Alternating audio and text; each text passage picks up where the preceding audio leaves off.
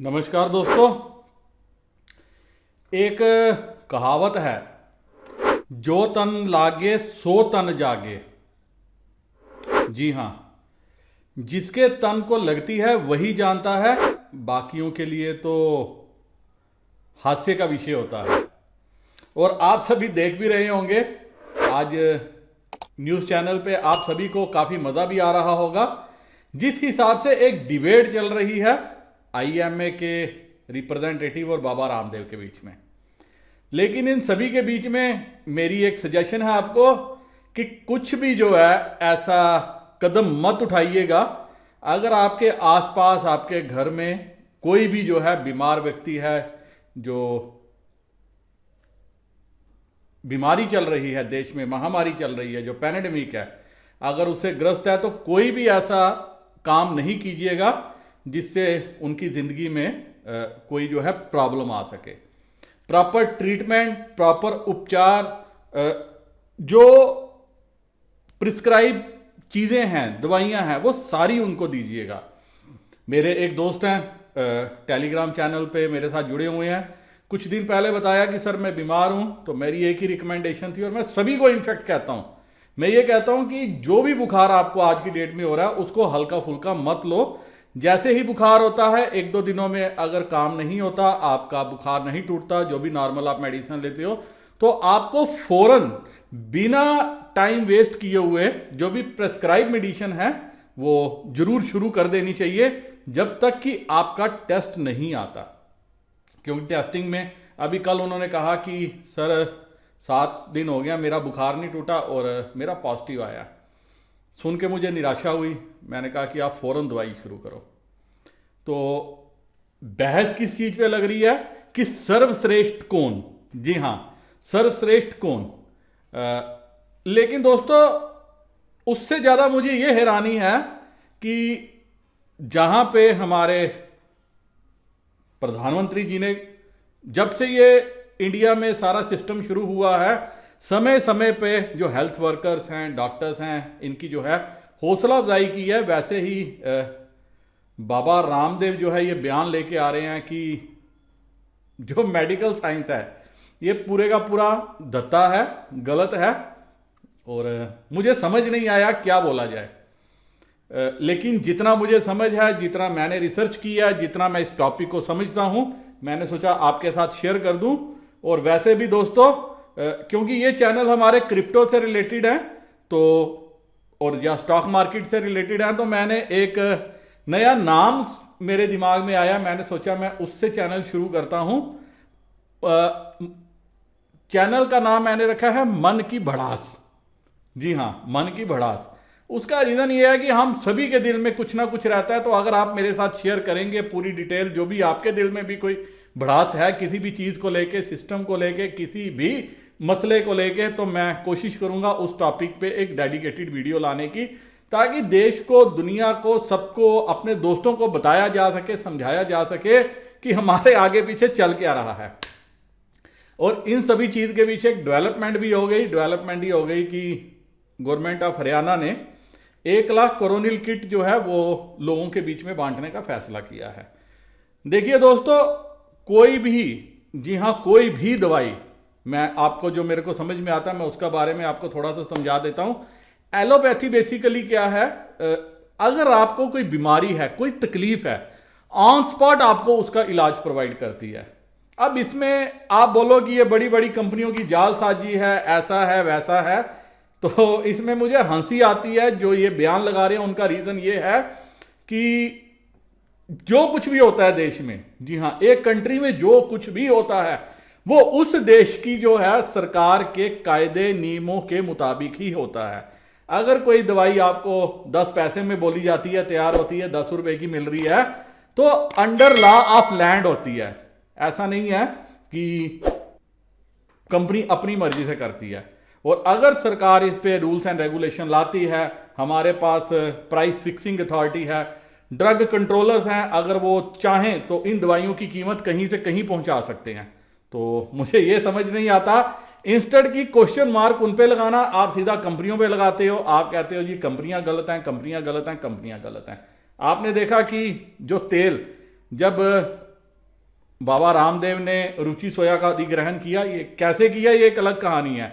और अगर इस पर आप थोड़ी सी रिसर्च करोगे आपको और भी मजा आएगा, हंसी आएगी कि कैसे एक 10-12-15 हज़ार की करोड़ की कंपनी बाबा रामदेव ने 100 करोड़ रुपया कैश में दे दी और बाकी का लोन जो है बैंक ने ही कर दिया। ये एक सेपरेट टॉपिक है। लेकिन जब ये कंपनी का अधिग्रहण हुआ, आप तब के इंटरव्यू देखिए, जरूर आपको थोड़ी रिसर्च करनी पड़ेगी, तब ये बताया गया था कि ये कंपनी इंडिया में आई है, हमने अधिग्रहण किया, अब हम क्या करेंगे, किसानों को ज़्यादा पैसा देंगे और ग्राहकों को जो तेल है वो सस्ते में मिलेगा। और आज आप देखिए कि कहाँ से कहाँ कीमत पहुंच गई है। तो इस पे कौन अंकुश लगाएगा, कौन बोलेगा? तो यहां पे अब चर्चा जो चली है वो चली है आयुर्वेद सर्वश्रेष्ठ या एलोपैथी सर्वश्रेष्ठ। मैंने जो शुरू किया था कि जिसके जो दुख से गुजरता है वो फौरन जो कहता है मुझे तकलीफ से निजात दो, मुझे तकलीफ से जो है छुटकारा दिलवाओ, तो फौरन जो है एलोपैथी क्या है, आपको तकलीफ से छुटकारा दिलवा सकती है। आयुर्वेद अपने आप में पूरी साइंस है। आयुर्वेद में हर चीज का जो है वो तोड़ निकाला गया, निचोड़ निकाला गया है। आप चाइना में अगर स्टडी करेंगे, चाइनीज पद्धति को देखेंगे, चाइनीज के बाद वहां की जो है मैंने जहां तक देखा था जब मैं चाइना विजिट कर रहा था, तो वो लोग भी आयुर्वेद की पद्धति पे ही अपनी मैक्सिमम मेडिसिन जो है वो बनाते हैं। वहां पे मैंने बहुत ही कम दवाइयों की दुकानें देखी हैं। तो जब कभी मैं विजिट करता था तो मैं इंडिया से ही लेके जाता था। लेकिन दोस्तों एक बार मुझे जुकाम हुआ तो मैं चला गया लोकल स्टोर पे, मैंने कहा कोई जुकाम की दवाई दो, तो जो उन्होंने मुझे पाउडर दिखाया वो कहते हैं कि ये आपका फॉर एवर आपको जुकाम नहीं होगा, लेकिन उसकी कीमत उन्होंने दिखाई कोई तकरीबन 15-16 हज़ार रुपये। तो हम तो यहाँ 5 रुपए की टिकिया या 10 रुपए की टिकिया से अपना जुकाम ठीक कर देते हैं। और जो आयुर्वेद है ये आपको बचपन से ही अपनाना पड़ता है। ये ऐसा नहीं है कि आपको बुखार हुआ और आपने कोई आयुर्वेद की गोली ले ली और आपका बुखार टूट जाएगा। टाइम लगेगा, जी हाँ टाइम लगेगा। और अगर किसी को टाइफाइड हो जाए, मलेरिया हो जाए, कुछ हो जाए, उसके लिए एलोपैथी का ही सहारा लेना पड़ेगा। आयुर्वेद, होम्योपैथी बेस्ट जो है इलाज की पद्धति है। लेकिन अगर आयुर्वेद को, होम्योपैथी को आप बचपन में अपने साथ लगाओ तो ये आपको कभी लाइफ में प्रॉब्लम नहीं आने देगा। इस चीज को मैं भी एग्री करता हूं। लेकिन क्या आपके पास इतना टाइम है? क्या जिस दौड़ से हम निकल रहे हैं, सारा सारा दिन मोबाइल पे लगे रहते हैं, सारा सारा दिन हम इंटरनेट पे लगे रहते हैं, आयुर्वेद ने तो यह भी बताया कि आदमी के सोने का टाइम कौन सा होना चाहिए, जागने का टाइम कौन सा होना चाहिए, सूर्य उदय से पहले आपको जागना है, भोजन कब करना चाहिए, आपका भोजन 7-7:30 बजे हो जाना चाहिए। आपके शरीर में जो अग्नि है वो भोजन को पचाने का काम करती है। वहां यह भी बताया गया कि आप जब भोजन खाओगे ऊपर से पानी नहीं पियोगे। ये सारी चीजें बताई गई हैं। आयुर्वेद तो यह भी कहता है कि आपको मांस का सेवन नहीं करना चाहिए। तो क्या सारी चीजों से आप दूर रह सकते हो? अगर नहीं रह सकते तो आपको बीमारियां भी होंगी, सब कुछ होगा, और उसका इलाज जो है वो एलोपैथी है, जो फौरन आपको इलाज जो है उसका जो आपकी बीमारी का इलाज देगी।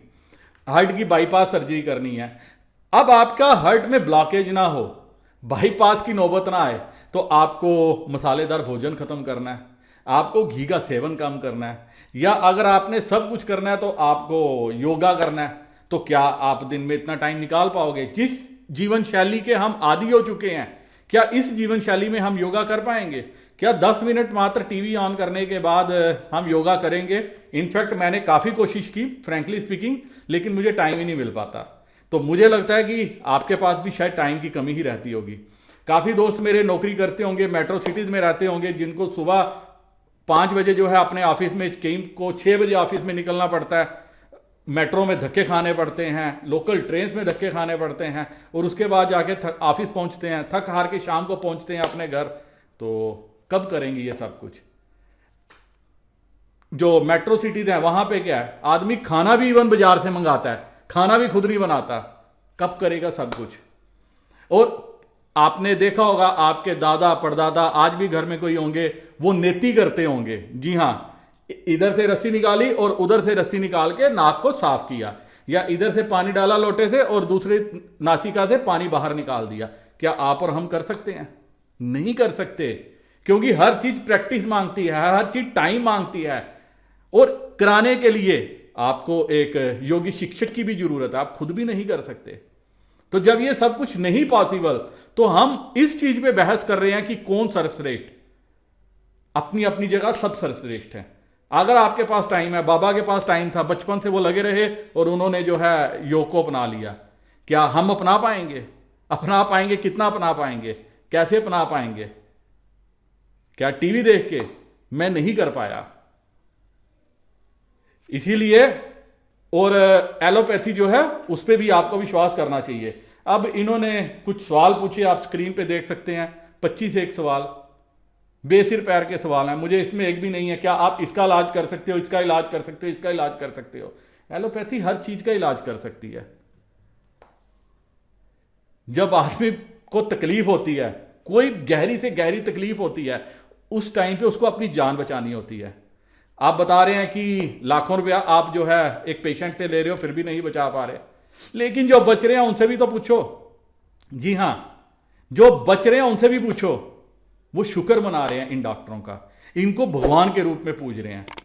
इनफैक्ट मैंने भी, जब मेरी डॉक्टर साहब से बात होती थी अपने भाई के लिए, मेरा पहला वर्ड ये होता था कि आप ही का सहारा है, आप ही भगवान हो। तो दोस्तों, मेरा यह मानना है कि कुछ भी करो जो आपके दिल को अच्छा लगता है, लेकिन कुछ ऐसा मत करो कि जो कल को आपकी सेहत के लिए, आपके अपनों की सेहत के लिए नुकसानदायक हो। जी हां, अब वैक्सीनेशन की बात चली, अगर मैं बाबा के कहने पे जाऊं तो वो तो एक यूजलेस एक्सरसाइज है। क्या जरूरत है? वो भी तो एलोपैथी है। वो मेडिसिन कोई होम्योपैथी तो है नहीं है, आयुर्वेद तो है नहीं है, तो क्या फिर उसकी जरूरत नहीं है? फिर जो हमारे प्रधानमंत्री जी कर रहे हैं वो सब व्यर्थ है। जो उन्होंने कहा हर किसी को वैक्सीन लगनी चाहिए, क्या वो व्यर्थ है? तो ये चीजें हैं। इसीलिए जो है डॉक्टरों ने आपत्ति जताई है, डॉक्टर जो है प्रोटेस्ट कर रहे हैं, विरोध कर रहे हैं। उन्होंने कुछ तस्वीरें अपनी शेयर की हैं जो वो बता रहे हैं कि जब बाबा जी बीमार हुए थे तो उन्होंने उनका इलाज किया था। तो आपको अपनी सेहत के साथ ऐसा खिलवाड़ नहीं करना।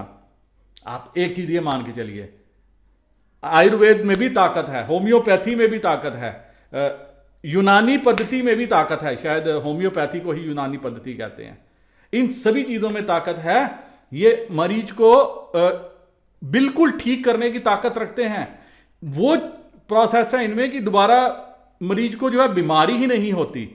लेकिन इसमें टाइम कंज्यूमिंग प्रोसेस है। आपको कैंसर है, हार्ट की सर्जरी पे जाना है, कुछ करना है, आपको कुछ ऐसी तकलीफ है जिसका मैं वीडियो पे नाम नहीं लेना चाहता, एलोपैथी उसका फौरन इलाज देती है, आपको तकलीफ से छुटकारा दिलवाती है, और आप फिर जो है रोजमर्रा की जिंदगी में जो है मशगूल हो जाते हैं। लेकिन बार बार ये कहना कि हर आदमी जो है लूटने की मंशा से काम कर रहा है, तो ये कहीं ना कहीं बाबा रामदेव की भी नीयत पे सवाल उठाता है। क्योंकि उनका कोई भी प्रोडक्ट ऐसा नहीं है जो सस्ता है। फॉरेन के प्रोडक्ट पे वो उंगली उठाते हैं, लेकिन खुद नहीं देखते कि 90% जो प्रोडक्ट्स हैं वो manufactured by some other persons होते हैं। उनका सिर्फ मार्केटिंग का लेवल है, और रेट जो उनके हैं वो मल्टीनेशनल कंपनियों के बराबर हैं। मल्टीनेशनल कंपनियां R&D में जितना पैसा खर्च करती हैं, मुझे नहीं लगता कि बाबा उनका 10% भी खर्च करते हैं। लेकिन उसके बावजूद कहते हैं कि वो सब फ्रॉड हैं, एक यही से हैं, सही हैं। देश की पद्धति को अपनाना चाहिए, उसको एक्सेप्ट करना चाहिए, वेलकम करना चाहिए। लेकिन इन सारी चीजों के बीच में आप हर किसी को गलत बोल दो, ऐसा भी नहीं होना चाहिए। मेरे देश के डॉक्टर मेरे लिए पूजनीय हैं। जी हां, मेरे लिए पूजनीय हैं, क्योंकि वो लाखों करोड़ों लोगों की जो है जान बचा रहे हैं अपनी जान की परवाह ना करते हुए। तो वो भगवान से कम भी नहीं है, और मुझे लगता है कि आपके दिल में भी उनके प्रति यही सम्मान होगा। इसीलिए दोस्तों, ये एक वीडियो मेरे को लगा कि मुझे बनाना चाहिए, आपके साथ शेयर करना चाहिए, ताकि आप भी जो है थोड़ा सा जो डिबेट चल रही है उसमें पार्ट लो, लोगों को समझाओ, और कुछ भी ऐसा मत करो जिससे कल को आपकी या आपके परिवार की जिंदगी पे कोई मुसीबत आन पड़े। जिस भी पद्धति को अपनाना है वो आप शुरू से अपना सकते हो, लेकिन अगर फौरन ही आपको इलाज की जरूरत है तो वो एलोपैथी है। इस चीज की जो जानकारी है ये किसी भी चैनल पे नहीं दी जा रही, तो इसलिए मैंने अपना कर्तव्य समझा, मैंने कहा कि आपके साथ मुझे शेयर करना चाहिए, बताना चाहिए। और अगर आपको ये वीडियो समझ में आए, अच्छा लगे, तो अपने दोस्तों के साथ भी शेयर कीजिएगा। इसी के साथ मैं वीडियो यहीं खत्म करने की इजाजत चाहता हूं। नमस्कार, जय हिंद।